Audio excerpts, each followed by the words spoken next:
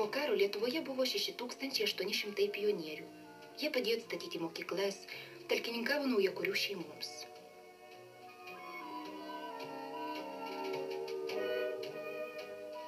Maskvos pionierių iniciatyva pradėta visasąjunginė operacija Mano gimtasis kraštas, į kurią įsijungė ir Tarybų Lietuvos pionieriai, savo žygį pavadinę partizanų kovų keliais.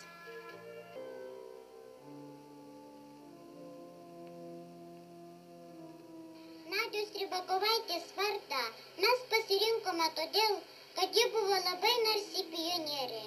Vieną rytą, kai ji pynėsi savo geltonasias kaseles, pamatė ateinančius fašistus. Mergaitė šoko bėgti, pranešti partizanams, kurie tuo laiku po sunkaus žygio ilsėjosi klone. Fašistai jai šaukė, stop, tačiau mergaitė nebojo jų šūkių ir bėgo toliau. Keli šūviai ir Nadia krito negyva. Narsi pionierė paaukojo savo gyvybę ir išgelbėjo partizanus.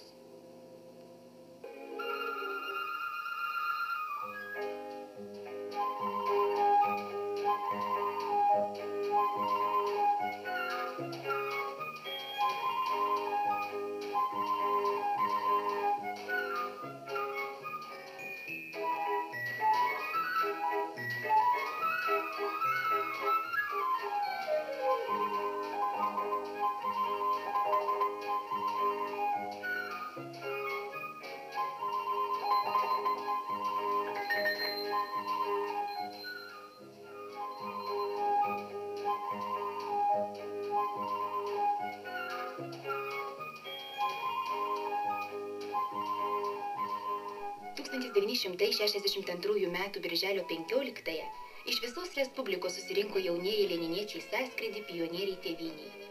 Jie raportavo, knygų išplatinta už 30 000 rublių, pasodinta 800 000 medalių ir krūmų, surinkta 900 tonų makulatūros, 11 000 tonų metalo laužo. Ta atmintina 1972 metų gegužės 19, pažyminti kūrimo 50-metį, visasąjunginė pionierių organizacija buvo apdovanota antruoju Lenino ordinu.